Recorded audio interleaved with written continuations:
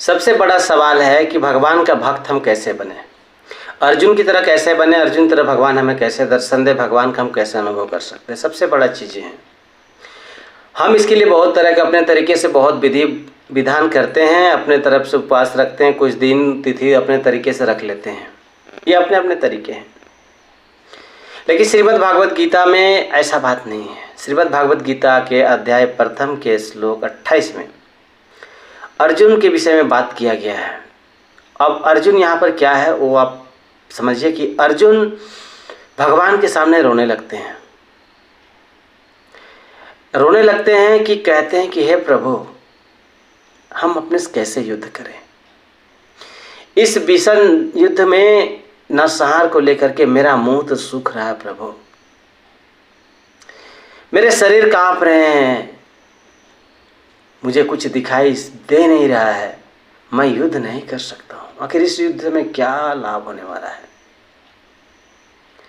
अपने इन भाइयों, इन परिवारों को मार कर मुझे क्या मिलेगा। मेरा शरीर पूरा तरीके से टूट चुका है। सोचिए, महाभारत श्रीमद् भागवत गीता में शुद्ध भक्त की बात यही है। यहाँ से यही बात निकलती है कि यदि कोई शुद्ध भक्त है ना तो किसी से युद्ध नहीं चाहेगा। तो समझ लीजिए आप शुद्ध भक्ति में हैं। यदि आपका मुंह भी लड़ने के समय या किसी से बाताबाती या किसी तरह से होती है, आपके मुंह सूखने लगते हैं, आपके शिथिल पड़ जाता है शरीर, तब आप भगवान के शुद्ध भक्त हैं। लेकिन कुछ लोग समझते हैं कि ये डरपोक है। नहीं, ये डर के लक्षण नहीं है, ये शुद्ध भक्ति है। क्योंकि भगवान तो शांति के प्रतीक है। भगवान किससे युद्ध करने के लिए कहते हैं? किसी से नहीं कहते हैं। महाभारत में भी श्री कृष्ण स्वयं शांति के दूत बन करके गए थे। भगवान श्री कृष्ण के अलावा कोई तो वहां नहीं था जो युद्ध नहीं चाहता था। क्या भगवान श्री कृष्ण डरपोक थे जो युद्ध नहीं चाहते थे? उनके अलावा सभी लोग चाहते थे। लेकिन भगवान ने कहा कि नहीं, एक बार मैं लेकर के जाता हूं शांति दूत। इसका यह मतलब नहीं है कि वो डरपोक है। और धर्म के साथ जो होता है कभी डरता नहीं है। धर्म चाहता ही है प्यार से रहे, धर्म चाहता ही एक दूसरे का इज्जत करे, धर्म चाहता ही है सम्मान करे। लेकिन लोग, दुष्ट लोग जो है ना, वो धर्म को ही नीचा समझने लगते हैं, धर्म को ही कायर समझने लगते हैं, धर्म को ही डरपोक समझने लगते हैं। लेकिन धर्म तो धर्म है, सत्य तो सत्य है।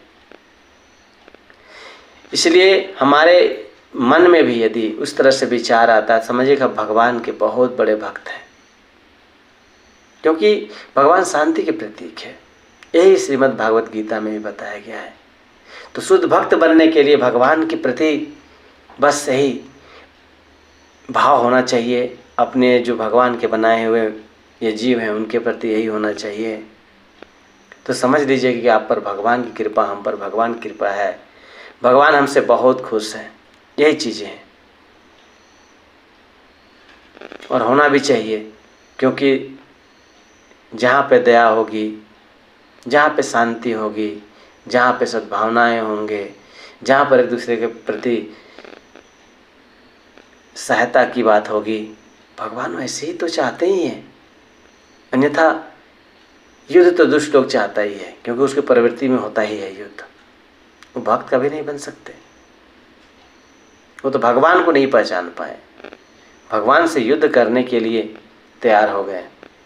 बहुत सारे वैसे हैं।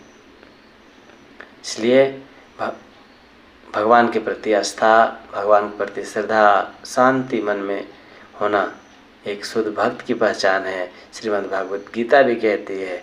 और शुद्ध भक्त बनने के लिए ना कोई ढोंग की ज़रूरत है, ना कोई आडंबर की ज़रूरत है, ना कोई दिखावे की ज़रूरत है, ना कोई चढ़ावे की ज़रूरत है। यही तो सत्य सनातन है। यही तो उस परमपिता के संतान का मतलब है, अशुद्ध भक्ति का मतलब है। क्योंकि भगवान कभी भी अपने भक्त को गलत रास्ते पे नहीं जाने देते हैं। इसलिए जब भी उनके भक्त पर कोई विपत्ति आती है, जब भी उनके भक्त को कोई अपमान करने लगता है, वो जानता है, वो लड़ना नहीं चाहता है, वो शांति के प्रतीक बन करके आगे बढ़ता है और अपने को भगवान के ध्यान में लगाए रखता है, यही शुद्ध भक्ति की पहचान है।